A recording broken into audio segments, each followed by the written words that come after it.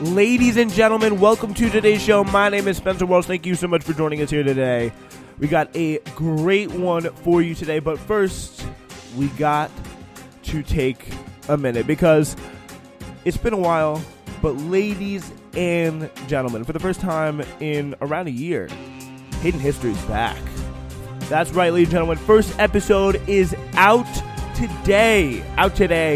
Just released a few hours ago. Already taken off one of my favorite podcasts to do on SWRN. It's available. Just type in Hidden History SWRN. Wherever you get your podcast, you'll find it with ease. And, of course, today's episode is about a pretty important coup. Probably the first coup in American history that was really part of that Cold War period. With Mossadegh in Iran. That was kind of the blueprint. That was how they did it. This is how they laid it all out. So it was very, very important kind of to come in and get that perspective. It was a really, really cool thing to do. And a great way to start the season with, the one that kind of started them all there. It really birthed the infrastructure, the coup infrastructure that we used so many times all around the globe. And of course, it had a large part to play in Iranian history and is a big reason why, of course, because we put the Shah back in power when Mossadegh came in. I don't want to give, too much away. I don't want to check out the episode to get kind of the full story on that. If it's something that you've never heard of. But yeah, again, that's going to be the whole point of Hidden History, just getting into things that have really shaped, this coup plays a big role in, again, Iranian-American relations because it really ruled out the possibility of a secular, nationalistic Iranian government that was maybe a little bit, too left-wing for American liking. And, then obviously the revolt came against the Shah. And then what do we have now? Fundamentalist Islam. And, leading to, of course, things like the Women Life Freedom protesting and what is a pretty brutal government. So, yeah, we're going to be getting into things like that. Things that have really kind of shaped our world today that really are just under-discussed at a pretty fundamental level. And, yeah, that's pretty much why it's called Hidden History. All right, with that being said, it's time to start the real show. Yes, you are still listening to Newsflash, so let's get into it.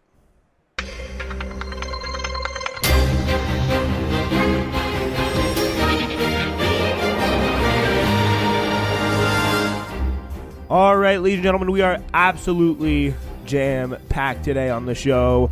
Ron DeSantis, the really just disastrous Twitter Spaces campaign launch. You've probably seen, you've probably heard all about it.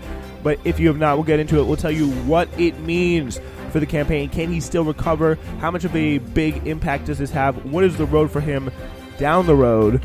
We'll talk about it all and laugh at some of the incredible responses.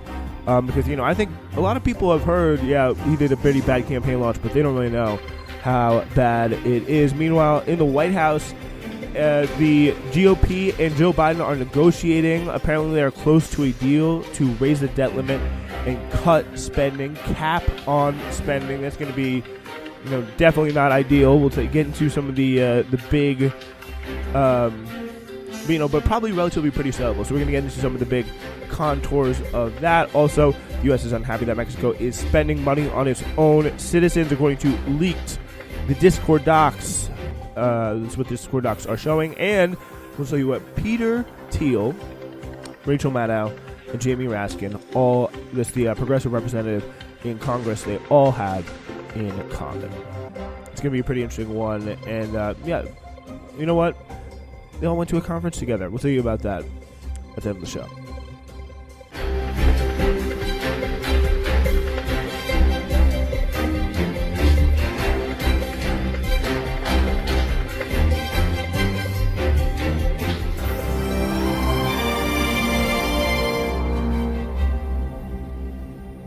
Yeah, so again, I'll say it once. I've already said it once, but I guess I'll be saying it twice now.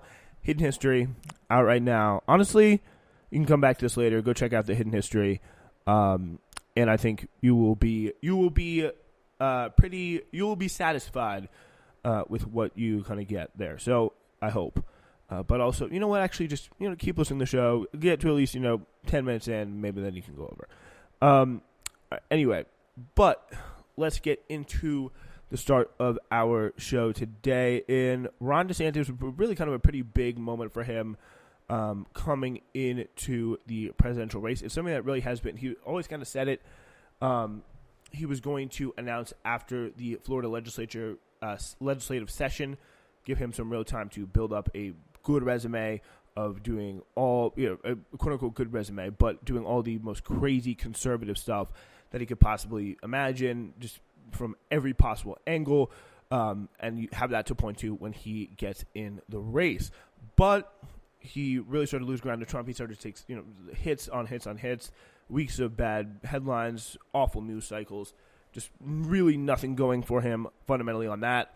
But with that being said, it was finally time for him to get in. It was kind of a bit of a moment. We did on the last show, we talked about how Ron DeSantis could possibly win. And apparently it was his ground game of paying volunteers to go knock on the doors for him in Iowa and New Hampshire. Winning the early states is definitely going to be something that he's going to have to do if he wants any kind of shot, obviously. But it seems really clear that he, retail politics, especially in Iowa, for both not so much Democrats because they've got rid of it, but Republicans now primarily is retail politics, getting on the ground, talking to people, acting like a normal human is so important. I guess, Iowans and, some other people, kind of the liberal definition of normal human may vary a little bit, so they may be able to kind of tolerate Ron DeSantis, but, he is trying kind of all the stops. But one of the things he really tried to do, and it was kind of incredible to see, frankly, was this Twitter Spaces announcement. Which whenever I first read it, I was like, maybe it could be because he's getting all the kind of he's really capitalizing off all that Republican energy. But it was probably the worst campaign launch I've ever heard of in history. I'm sure there was one probably in the 1880s or something that beat it. But this had to be probably the worst ever because it was really, really pretty rough. So the start of it was this Twitter event, Twitter Spaces. For those of you who don't know, it's kind of like a conference call, Zoom type situation. We kind of open up a tab on the Twitter app, and you join this room where there's all these different people, and most people are listeners, and there's the host, and then there's speakers, and that's how Elon Musk was going to help Ron DeSantis launch his campaign with someone by the name of David Sachs. He's like this, financier. What is the title for David Sachs? How do I?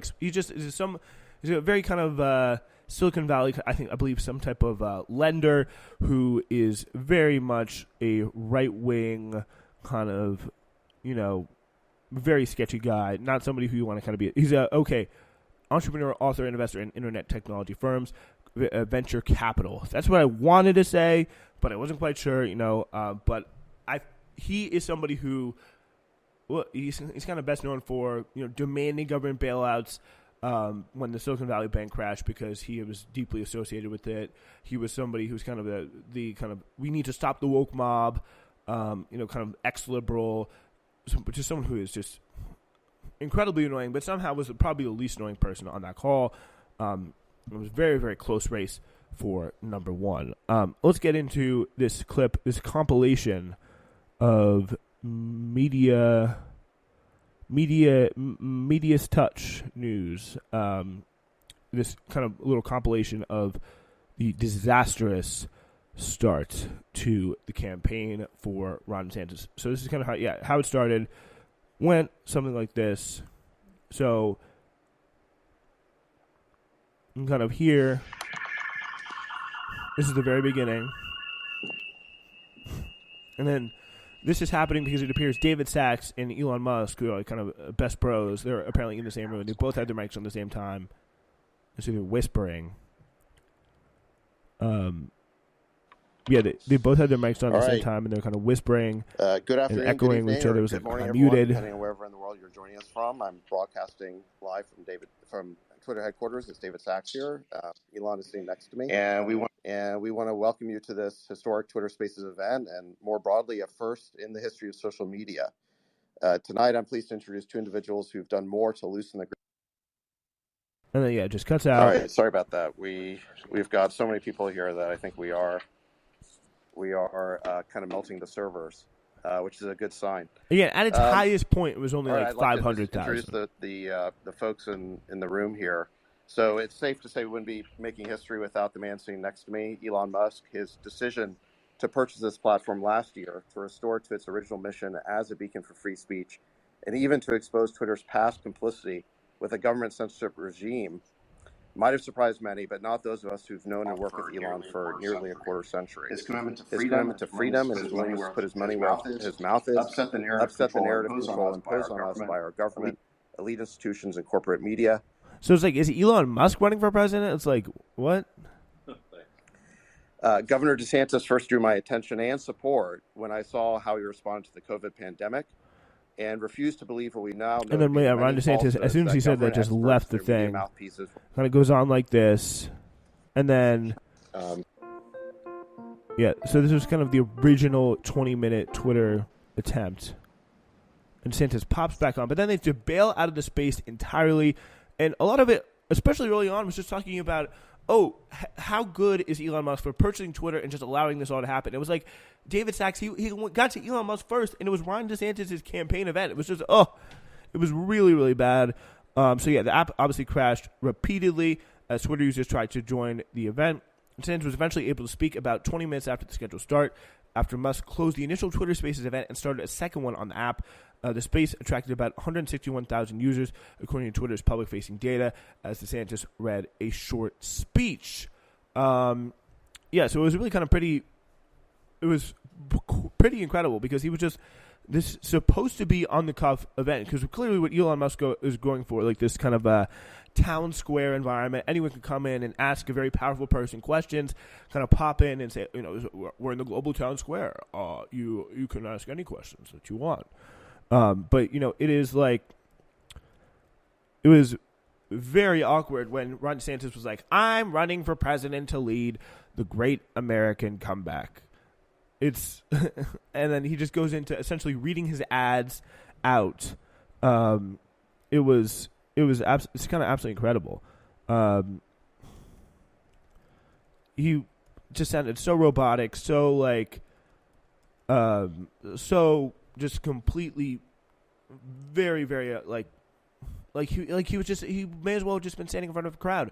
And then I think David Sachs and Elon Musk eventually tried to kind of ask him questions. Dana Lash, the former spokesperson for the National Rifle Association, who is now a radio host, asked DeSantis about pushing back on gun control efforts. She said she planned to vote for DeSantis. The questions and answers stuck closely to the culture war topics that are expected to resonate with conservative voters. He keep hitting back on these kind of same traditional issues. And it was just about, whether it was about, the Twitter, it was about gender ideology. He would be asked something about, like, the economy. He'd be like, well, here's the thing. We're trying to, another great one was like Ukraine. And he'd be like, because the Republican base and Republican donor class believe two different things on Ukraine. He kind of came out and was like, my thing about this is we got to get wokeness out of the military. It was wokeness, gender ideology, what we did in Florida, and then very little actually on Donald Trump. But just surprisingly, though, DeSantis did touch on a pretty tough issue for him, which is Disney. He defended his ongoing battle with the media and entertainment giant, claiming the company obviously supported injecting gender ideology in elementary school and that he had to draw a bright line. DeSantis' entrance into the race immediately sets up a direct confrontation with Donald Trump. And it's really kind of remarkable. We can, you know what? Let's actually just go with this Chris Hayes Twitter clip, which I think makes the point very, very well. Do you remember that time that billionaire Elon Musk unveiled the new Tesla Cybertruck? And when he went to demonstrate the vehicle's supposedly bulletproof glass, they smashed two of its windows, even though they weren't supposed to break? Today's Twitter rollout of the Ron DeSantis campaign went kind of like that. Now it's quiet. We want to welcome you to this historic Twitter Spaces event and, more broadly, a first in the history of social media. Tonight, I'm pleased to introduce two individuals who've done more to loosen the grip.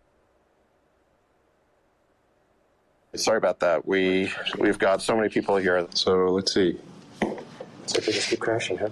Well, it's certainly an incredible honor to have Governor DeSantis make this stark announcement.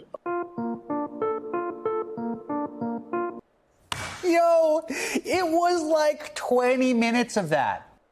Yeah, so really comparing it to the Tesla thing, I think is really kind of a great point. It was just glitchy tech issues, a complete failure to launch, and that's just the candidate. Stephen Chung, spokesman for former President Trump's campaign, told NBC News. President Joe Biden's Twitter account also posted a link to his own fundraising page, writing, quote, "This link works." The DeSantis campaign, however, insisted the problem showed how many people were flooding Twitter, eager for his campaign, saying, well, hey, we broke the internet, and we're going to lead the great American comeback. Let's see what he's got here. Our border is a disaster. Crime infests our... The federal government makes it harder for families to make ends meet, and the president flounders. But decline is a choice. Success is attainable, and freedom is worth fighting for. Righting the ship requires restoring sanity to our society, normalcy to our communities, and integrity to our institutions. Truth must be our foundation, and common sense can no longer be an uncommon virtue. In Florida, we proved that it can be done. We chose facts over fear, education over indoctrination, law and order over rioting and disorder. We held the line when freedom hung in the balance. We showed that we can and must revive. Okay, so yeah, just incredibly boring. DeSantis' launch remarks also offered a direct critique of the current president, saying Biden lacked the vigor and took his cues from the woke mob. Again, just like one thing I just fundamentally can't get over, there's just so many freaking problems with DeSantis. And of course, Trump was probably lambasting him the most with that pretty iconic video of him on with the Twitter Spaces with DeSantis, George Soros, Elon Musk, Hitler, the devil, Dick Cheney, all those people. But eventually, like, you got to come down to the fact that, like, there's like the kind of order of magnitude problems with Ron DeSantis. Like, first off, like, to me at least, his voice is just so incredibly annoying. Like, I don't know, I cannot think of a time that we've had a president whose voice and just general presentation is that off-putting to, I have to imagine, so many people. And then another thing is he just cannot seem to get off of this kind of online campaign. You know, we've seen some of the examples of, you know, the people like the Ben Shapiro's of the world, the Megan McArdles of the world, just being like, you know, he really showed that people with good policy sense and people who want to see good policy, those are the people who are really going to vote for him based on this announcement. And if you thought Ron DeSantis' Twitter glitch was a bad start for his campaign, well, then you really just don't get it, because if you were already going to vote for DeSantis, then you probably didn't care. Well, the problem is that that's 20% of a minority. Like, that's 20% of the GOP base. Like, that is not a lot of people, and you got to actually bring people in.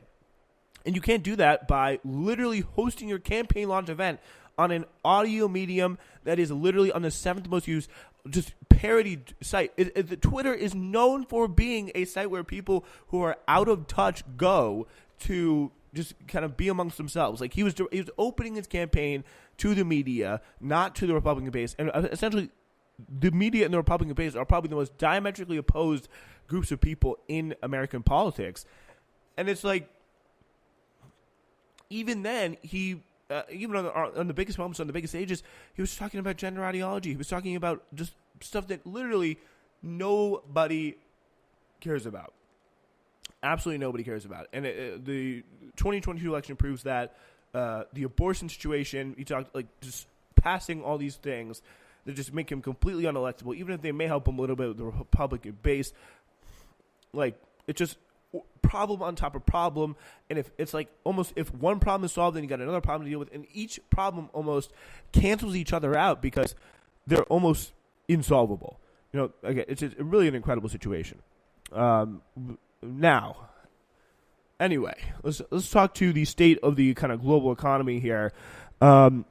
We could have a possible deal. Jim Tankersley and Katie Edmondson say top White House officials and Republican lawmakers were closing in Thursday on a deal that would raise the debt limit for 2 years while imposing strict caps on discretionary spending not related to the military or veterans for the same period, of course, because they had to get out of that for the Republicans. So pretty much a broad concession for the White House to the Republicans, giving them essentially everything they want. And they literally gave themselves no choice because, again, we go through this time and time again. They knew this was coming. They were too afraid to act on it. They didn't want to kind of risk any bad headlines at any point in the time when they were in complete control. And what do we see now? We see a complete failure, a complete and utter capitulation and negotiation to the especially after saying, oh, we're never going to negotiate. They come in, they negotiate, they give everything up, and they pretty much are going to essentially force Democrats who are probably going to be pretty pissed off about this to kind of vote for it, which is really quite remarkable. So again, officials, they're racing to cement an agreement in time to avert a federal default that is projected in just 1 week. The deal taking shape would allow Republicans to say they were reducing some federal spending, even as spending on the military and veterans programs would continue to grow. And allow Democrats to say they had spared most domestic programs from significant cuts.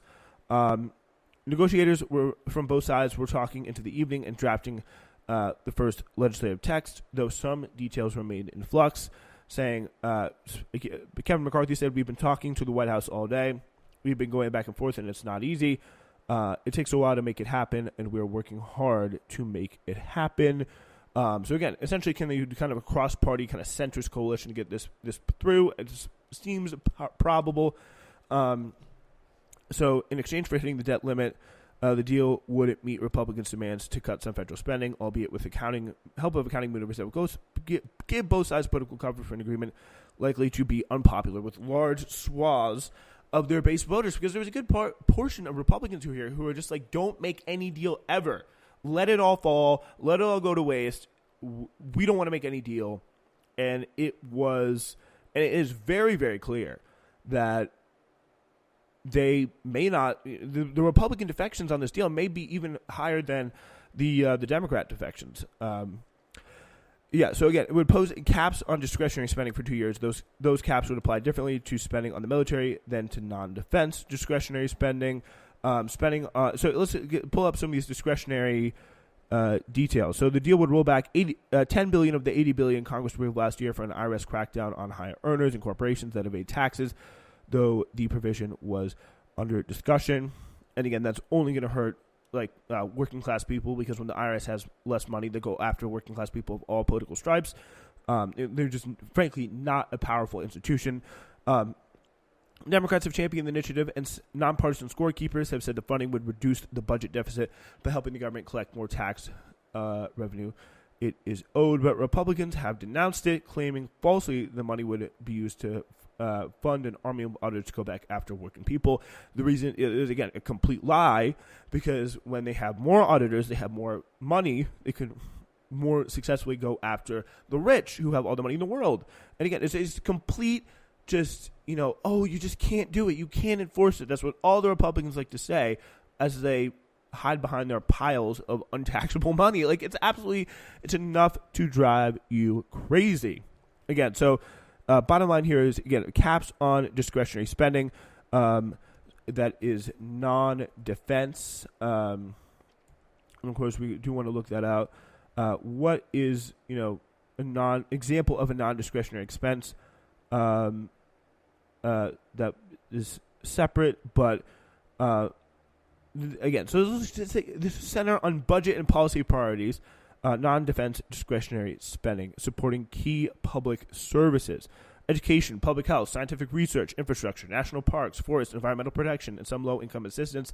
Again, so things like TAMF, food stamps, park spending, education spending, that all is going to be capped. It's not going to be, which is going to be, as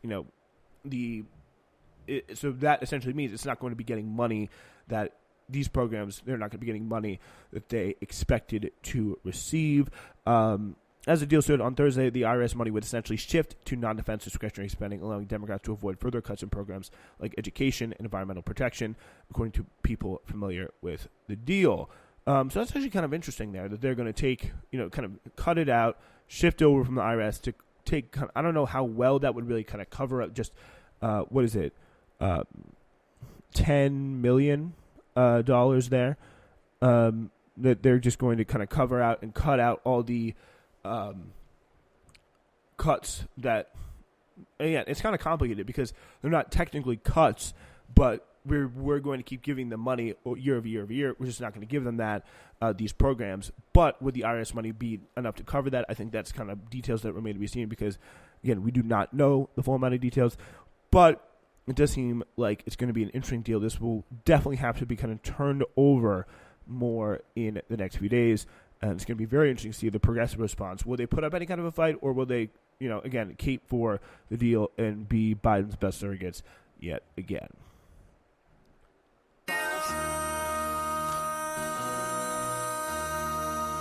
MC, make another hit. This ain't what you want. Project this ain't what you want. This ain't what you want. You're listening to Newsflash right here on the Spencer Walsh Radio Network. Help us grow our audience. Subscribe, rate, and review our show on whatever podcast platform you're listening on. Thank you very much. As we head into the final stretch of our show today, again, big reminder, Hidden History on Iran on Mossadegh on the 1953 coup is out now. Go check it out, SWN History, Hidden History, wherever you get your podcasts. All right, let's get into our next story here. The U.S. government is getting pretty frustrated with Andres Manuel Lopez Obrador, AMLO, who is obviously the Mexican president, and he is someone who has had a kind of a pretty interesting relationship with the United States, and kind of better relationships with some parts of the United States than others. One part where he's had a very good relationship, they've worked pretty well together, have been with migration. That is something that we've seen time and time again, which is AMLO kind of bowing to the overwhelming force, I guess you could say, of the U.S. kind of immigration state, and really saying, oh, it's fine, we can keep them in Mexico, kind of working with the United States on the Remain in Mexico policy.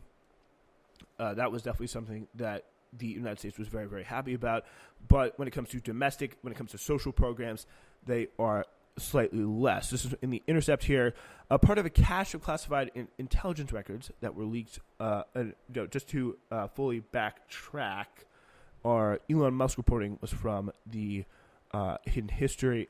Elon Musk reporting, was from NBC News, and the White House GOP debt ceiling story. It was from the New York Times reporting. It was aided by the New York Times reporting there. This coming from the Intercept. U.S. government is frustrated with President Andres Manuel Lopez Obrador, and that he's prioritizing social spending for the benefit of his people over addressing matters that are important to the U.S., according to the Discord docs, the Jake Teixeira leak of the top secret intelligence documents from earlier this year, part of a cache of classified intelligence records that were leaked that show growing discontent by U.S. officials toward Mexico's president, who had significantly limited U.S. law enforcement agencies' role on the war on drugs, as fentanyl trafficked by Mexican criminal groups has worsened the overdose crisis in the U.S. and violence in Mexico. Again, is it maybe inconvenient, to say the least, for the United States, at least on some levels, that fentanyl is flowing over the border into Mexico? And does it cause a lot of death? Obviously, but is it causing more death, more violence, more chaos in Mexico? And do the Mexican people and the Mexican government have every right to not have American troops and American DEA people on their streets day in and day out, kind of doing whatever they want? I think that is an absolutely fair contention for AMLO to make there. So AMLO's federal budget for 2023 gives priority to social spending and signature infrastructure projects rather than investments needed to address bilateral issues with the United States. such as migration, security, and trade. So pretty much saying, oh, he's trying to focus on our own country, not do exactly what we want, and kind of be our, friendly neighbor next door who always works with us and, essentially has to tailor a large part of their governmental policy towards the United States' interest in keeping the United States happy on a fundamental level. López Obrador's 2023 federal budget does increase funding for social programs, including a significant raise for the pension provided to older Mexicans. It also prioritizes large infrastructure projects, which are mostly concentrated in the southern states of the country. The crisis of fentanyl is due to the negligence of pharmaceuticals in the United States, said Carlos Perez Ricard, a professor at the Center for Research and Teaching in Economics in Mexico City. I don't know what this director of national intelligence thinks the alternative is. Do they expect us to end our social spending and infrastructure policy to tend to a problem that belongs to the United States? Again, fentanyl definitely a big, kind of began in the United States in pharmaceutical labs, and obviously it's definitely mutated and kind of come in. I think it's very interesting to get into kind of how that happened, to say the very least. But I think it's definitely very clear that there is a good portion of fentanyl coming in from Mexico. And, of course, the document, though, from February this year is part of a trove of records leaked to the Discord server allegedly by Jack Douglas Teixeira, member of the Air National Guard. So during his tenure, López Obrador has done away with much of the security collaboration. Again, Mexico and the United States... Mexico has no right, United States has no right to have Mexico always having a security collaboration with them. That is absolutely ridiculous, and that on top of the migration kind of lack of cooperation in the U.S. view, and again not putting a large part of their governmental policy towards addressing interests the United States wants them to address, having that, United States voice. It's like that meme that's saying, you want to send, Mexican government wants to spend money on social programs. It's like the two women, or it's the man and the woman. It's the consensual sex, like the man and the woman being like, I want to spend money on social programs. There's one of them's the Mexican government. And then the Mexican people are like, me too. And then the United States comes in the back being like, oh, is there someone you forgot to ask? What about our bilateral security collaborations? It seems a little bit naive, though, because Perez Ricard brings up a pretty good point. Mexico is in large part doing U.S.'s dirty work in terms of migration, this Remain in Mexico policy. Keeping a large portion of these migrants and allowing Biden really to say, oh, you're a Honduran, you want to seek asylum? Well, wait, Mexico. And saying, just pretty much shunting them off on a poor country that can't really do anything about it. López Obrador took office in 2018 in a landslide victory, calling this populist political project the Fourth Transformation, reference to the three major leaps in Mexican history: independence from Spain, the Reform, and the Mexican Revolution. His election was a welcome change for many Mexicans who had grown tired of the decades-long rule of the two center and right-wing parties. Since then, his relationship with the U.S. had been kind of erratic and racked with contradictions. We talked a little bit about migration. We talked a little bit about security collaborations with drug cartels. Those are two big issues. Another one is the kind of versus, of course, the contradiction of the internal infrastructure and development projects. It's kind of New Deal style economics. Earl Anthony Wayne, who served as U.S. ambassador from 2011 to 2015, told The Intercept, what AMLO has been doing has been investing in infrastructure projects in the south of the country.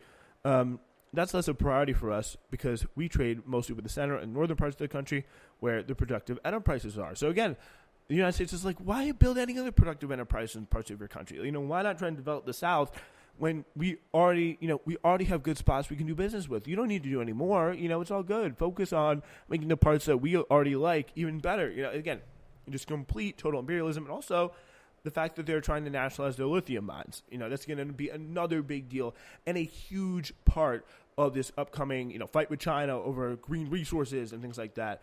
If they can't have control, if they can't have easy access, American companies, it could be a real problem. check out Hidden History, literally today's episode, for a potential analogy. Anyway, with that being said, let's go on to our last story. What do Progressive Representative Jamie Raskin, MSNBC host Rachel Maddow, and Peter Thiel have in common? They will all be in the same room next month, as they will headline an event sponsored by the defense industry giant Lockheed Martin and Palantir, a $26 billion defense contractor founded and chaired by Peter Thiel, the polarizing billionaire and mega donor to Donald Trump. The appearances by Raskin and Maddow, will come as part of TrueCon, the conference of the Democratic Party-aligned Truman Center, which will run from June 1st to 4th in Washington, D.C. Apparently, it's about getting an opportunity to see the thought leaders across government policy and national security fields speak on the most pressing issues facing America today. For Mark Thompson, a national security analyst at the Project on Government Oversight, the big question for Raskin and Maddow at the conference will be whether they hold their tough positions against defense contractors. If they don't speak out, Thompson said, it would indicate their sponsors can buy the silence of their outspoken critics. If I were Jamie Raskin or I were Rachel Maddow, what a great opportunity to name these companies and say where they're coming up short. It was, pretty fair point. Do you, a company, buy my silence or tacit silence by sponsoring the event? Obviously, the real test of integrity is to argue with folks who disagree with you, not to cover your ears and look away. According to a source close to Raskin, the conference sponsors were announced after the members of Congress accepted the invitation. So it's kind of their defense. But again, it'll be interesting to see. We encourage Rachel Maddow and Jamie Raskin to come out and maybe do something quite incredible, is call out the sponsors of this supposedly liberal, think tank's event here. Say, do you know what you're sponsoring? Do you know what we're being sponsored by, really? That would be a very, very interesting situation to see. All right. That's all the time we got for today, ladies and gentlemen. It has been a great show. Once again, another reminder, check out your Hidden History coming out. It's out now. It's out every Friday this summer. It's going to be a great, great summer. And thank you so much for listening. It's been Newsflash. Hidden History out now wherever you get your podcasts.